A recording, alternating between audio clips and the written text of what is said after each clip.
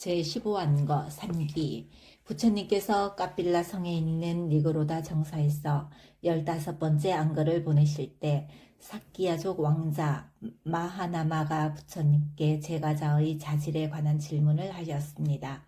부처님께서는 제가 신도가 갖추어야 할 기본 덕목은 계를 지키고 믿음을 지니고 보시를 하며 통찰지를 구족하는 것이라고 하셨습니다. 그러나 제가 신도가 되려면 가장 먼저 삼귀를 해야 한다고 하셨습니다. 삼귀는 불교 가르침의 기본 바탕이라고 할 수 있는 중요한 내용이기 때문에 그 의미나 내용에 대해 정확하게 알아야 합니다. 삼귀의 삼음, 삼보, 즉 부처님, 가르침, 성가의 세 가지 보배를 말합니다. 보배는 귀하게 여기기 때문에 즐겁고 행복하게 하기 때문에 비교할 수 없기 때문에 얻기 힘들기 때문에 보배라고 합니다. 부처님과 부처님의 가르침과 부처님의 가르침을 따라 실천하는 순간은 진실로 귀한 존재이기 때문에 진실로 존재들이 행복하게 하고 비교할 수 없는 공덕을 갖추었기 때문입니다. 진실로 얻기 힘들기 때문에 진정한 보배라고 하는 것입니다. 귀는 의지처와 믿고 여겨 가까이 하고 의지한다가 결합된 단어입니다.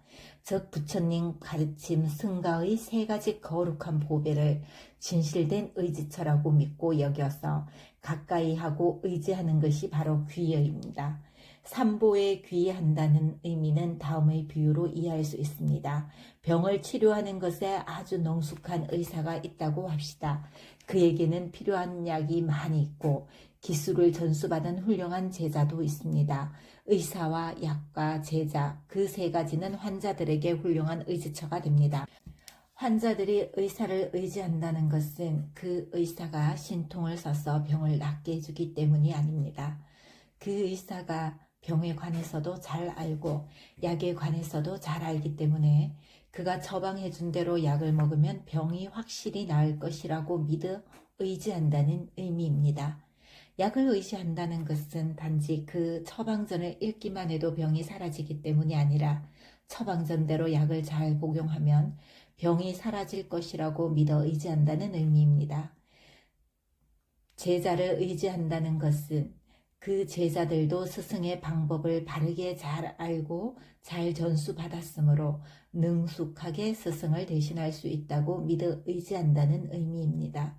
이 비유에서 환자는 번뇌나 여러 악행이라는 불순업으로 가득 찬 사람들과 같습니다.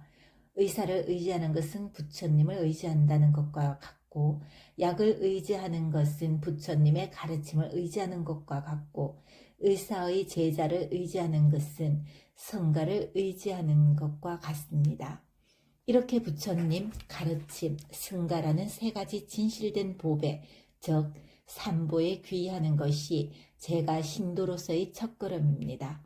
삼귀를 하는 방법은 부처님 앞이나 스님 앞에서 혹은 적당한 곳에서 앉거나 혹은 장소가 여의치 않으면 서서라도 합장을 하고 손을 머리 위로 올린 후 다음의 구절을 소리내어 독송하면 됩니다. 부처님을 진정한 의지처라고 믿고 여기며 가까이 하고 의지하겠습니다. 가르침을 진정한 의지처라고 믿고 여기며 가까이 하고 의지하겠습니다. 성가를 진정한 의지처라고 믿고 여기며 가까이 하고 의지하겠습니다. 두 번째도 부처님을 진정한 의지처라고 믿고 여기며 가까이 하고 의지하겠습니다. 가르침을 진정한 의지처라고 믿고 여기며 가까이 하고 의지하겠습니다. 성가를 진정한 의지처라고 믿고 여기며 가까이 하고 의지하겠습니다. 세 번째도 부처님을 진정한 의지처라도 믿고 여기며 가까이 하고 의지하겠습니다. 가르침을 진정한 의지처라고 믿고 여기며 가까이 하고 의지하겠습니다. 성가를 진정한 의지처라고 믿고 여기며 가까이 하고 의지하겠습니다. 붓당 사라낭 가차미, 담망 사라낭 가차미, 상강 사라낭 가차미, 뚜띠암삐 붓당 사라낭 가차미, 담망 사라낭 가차미, 상강 사라낭 가차미, 따띠암삐 붓당 사라낭 가차미, 담망 사라낭 가차미, 상강 사라낭 가차미.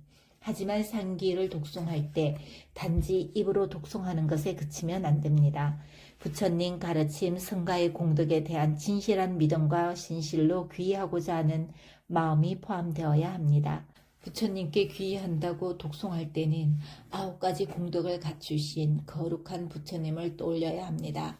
가르침에 귀의한다고 독송할 때는 4가지 도, 4가지 과, 열반이라고 하는 9가지 출세간법과 부처님께서 가르치신 84,000법문, 교화의 가르침을 떠올려야 합니다.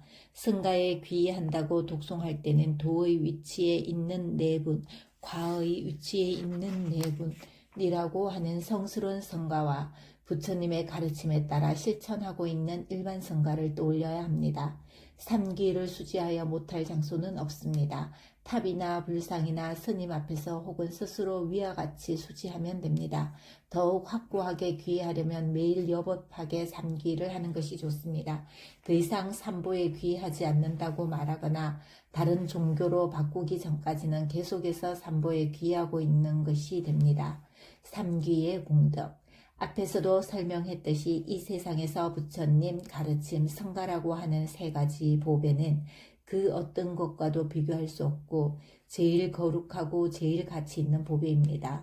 그러한 3가지 보배에 대해 그것을 진정한 의지처라고 믿고 여기고 가까이 하는 삼귀는 매우 많은 이익을 가져다 줍니다. 제일 거룩한 보배에 귀의하기 때문에 제일 거룩한 이익을 가져다 주는 것입니다. 삼귀를 하면 선처에 태어나고 재산을 구족하고 사학처에 떨어지지 않고 천상에 태어날 때에 수명, 용모, 행복, 대중, 권위의 5가지와 형상, 냄새, 소리, 맛, 감촉의 5가지 대상 등 10가지 측면에서 다른 천신들보다 더욱 뛰어나게 됩니다. 또한 태어난 곳마다 칭송받고 지혜가 예리하고 사람들이 잘 따르고 특별한 부귀를 누리고 황금과도 같은 용모를 구족하고 다른 이들이 소중히 여기고 다른 동료들이 좋아하고 명성이 자자하게 되는 8가지 공덕도 얻을 수 있습니다. 삼기의 공덕을 잘 말해주는 일화가 있습니다. 지금으로부터 약 108대급 전 아노마다시 부처님께서 출연하셨을 때 눈이 먼 부모를 봉양하며 사는 젊은이가 있었습니다. 그 젊은이는 나는 눈이 먼 부모님을 모셔야 하기 때문에 출가를 할 수 없다. 그렇지만 부처님께서 출연하신 만나기 힘든 이 기회를 놓쳐서는 안 될 것이다. 다음을 위해서라도 내가 의지할 만한 선업을 마련하는 것이 마땅하다라고 생각하였습니다. 그는 아노마다시 부처님의 상수제자였던 니사바 존자에게 가서 삼귀를 수지하고 10만 년 동안 잘 지켰습니다. 그렇게 눈먼 부모를 봉양하면서 삼귀를 잘 수지한 과보로 그는 다음 생에 도리천에서 많은 천신들을 거느린 제석천 왕이 되었습니다. 그 후 제석천 왕으로 80번, 4대주를 다스리는 전륜성 왕으로 75번 태어났고 한 나라의 왕으로 태어난 것은 헤아릴 수도 없이 많았다고 합니다. 91대급 동안 사학처에는 한 번도 떨어지지 않았고 계속 사람이나 천신으로만 태어나서 행복을 누렸고 다른 사람들로부터 칭송받는 등의 여러 가지 이익을 누렸습니다. 그리고 마지막 생에서 곧다마 부처님 당시에 재산이 많은 부호의 아들로 태어났습니다. 그는 7살 때 스님들이 머무는 정사에 갔다가 그곳에서 수행하는 스님들의 거룩한 모습을 보고 삼귀를 수지하겠습니다 라고 정했습니다. 아라한인 스님 한 분이 삼귀를 주자 어린아이는 삼귀를 수지함과 동시에 아라한이 되었습니다. 오랜 세월 삼귀를 무너뜨리지 않고 수행했던 공덕으로 인해 어린 나이에 아라한이 된 것입니다. 그는 사라나가마니아 존자라는 이름으로 명성이 자자했습니다. 부처님 가르침 중에 가장 기본이 되는 삼귀를 수지하는 공덕이 이렇게 큽니다. 부처님의 가르침은 진실로 만나기 힘듭니다. 그렇게 만나기 힘들고 얻기 힘든 가르침을 만났을 때 사람으로 태어나는 것도 매우 어렵습니다. 부처님의 가르침과 만나는 좋은 기회를 얻어 삼보에 귀의하고 부처님의 가르침을 받아들여 실천하는 사람들은 과거의 선업 바라밀이 참으로 큰 사람들입니다. 그러므로 스스로의 선업을 바라밀에 확신을 갖고 삼귀를 수지하며 부처님의 가르침을 잘 받아들여 실천하시기 바랍니다.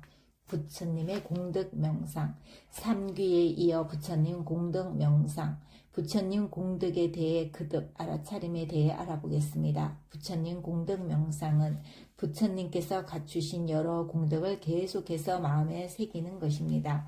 부처님 공덕 명상과 함께 자의 명상, 더러움 명상, 죽음 명상, 네 가지를 흔히 보호 명상이라고 합니다. 이들은 그 자체로 수행 주제가 되기도 하지만 자신이 실천하는 다른 수행 주제를 번뇌로부터 보호해주는 명상으로 실천할 수도 있기 때문입니다. 네 가지 보호 명상 중에 부처님 공덕 명상은 수행을 방해하는 의심과 두려움을 없애고 믿음을 정장시켜 줍니다. 자해 명상은 성냄으로서 수행자를 보호하고 더러운 명상은 탐욕으로부터 수행자를 보호합니다. 죽음 명상은 수행을 방해하는 게으름을 없애주고 경각심이 일어나게 합니다. 부처님 공덕 명상을 실천하려면 먼저 부처님의 9가지 공덕을 정확하고 자세하게 익혀두어야 합니다. 부처님의 공덕 중 한 가지나 여러 가지 혹은 모두를 너무 느리지도 않고 빠르지도 않게 적당한 속도로 소리를 내거나 마음속으로 생각하거나 계속해서 마음을 기울이며 다음과 같이 명상하면 됩니다. 그 거룩하신 세존께서는 모든 번뇌로부터 멀리 떠나셨기 때문에 사람, 천신, 범천들의 특별한 공양을 받을 만한 은공이시다. 그 거룩하신 세존께서는 알아야 할 모든 법들을 스스로 바르게 깨달으셨기 때문에 정등각자이시다. 그 거룩하신 세존께서는 지혜와 실천을 구족하셨기 때문에 명행족이시다. 그 거룩하신 세존께서는 바른 말만 하시기 때문에 선서이시다. 그 거룩하신 세존께서는 모든 세상을 잘 아시기 때문에 세간의이시다. 그 거룩하신 세존께서는 사람을 잘 길들이는데 최상인 분이시기에 무상사 조장부이시다. 그 거룩하신 존재께서는 천신과 인간의 스승이시기 때문에 천인사이시다. 그 거룩하신 세존께서는 사성제를 잘 깨달으셨기 때문에 부처님이시다. 그 거룩하신 세존께서는 여러 가지 공덕을 다 갖추어 존귀한 분이시기 때문에 세존이시다. 소바와가 이삐띠 아라항 소바가와 이띠삐 삼마삼부또 소바가와 이띠삐 와짜짜라나 삼빤노 소바가와 이띠삐 수가토 소바가와 이띠삐 로가와두 소바가와 이삐띠 아누따로 뿌리 사담 마사따띠 소바가와 이띠삐 사따 대와마누사낭 소바가와 이띠삐띠 붓도 소바가와 이띠삐 바가와. 부처님 공덕 명상은 기본적으로 마음으로 행하는 행위이기 때문에 조용한 곳이나 법당, 탑전, 불상 앞 등 종교적 감화를 불러일으킬 수 있는 곳에서 하는 게 좋습니다. 보호 명상으로 실천하는 것이라면 자신이 항상 실천하는 수행 주제에 대해 마음을 기울이기 직전 그 자리에서 잠시 실천하면 됩니다. 이렇게 부처님 공덕 명상을 실천하면 다음과 같은 이익이 있습니다. 부처님이라는 진정한 스승님을 존중하고 순종하게 되고 믿음과 알아차림, 통찰지, 공덕이 깊어지며 희열과 기쁨이 커집니다. 두려움과 공포를 극복하고 고통을 감내할 수 있습니다. 부처님과 함께 사는 것 같은 인식을 얻습니다. 부처님 공덕 명상을 항상 몸속에 간직하면 그의 몸도 탑처럼 예배를 받을 만하게 됩니다. 마음이 부처님의 경지로 향하게 됩니다. 계를 범할 대상을 만날 때에도 마치 면전에서 부처님을 대하는 것 같아 도덕적 부끄러움과 도덕적 두려움이 나타납니다.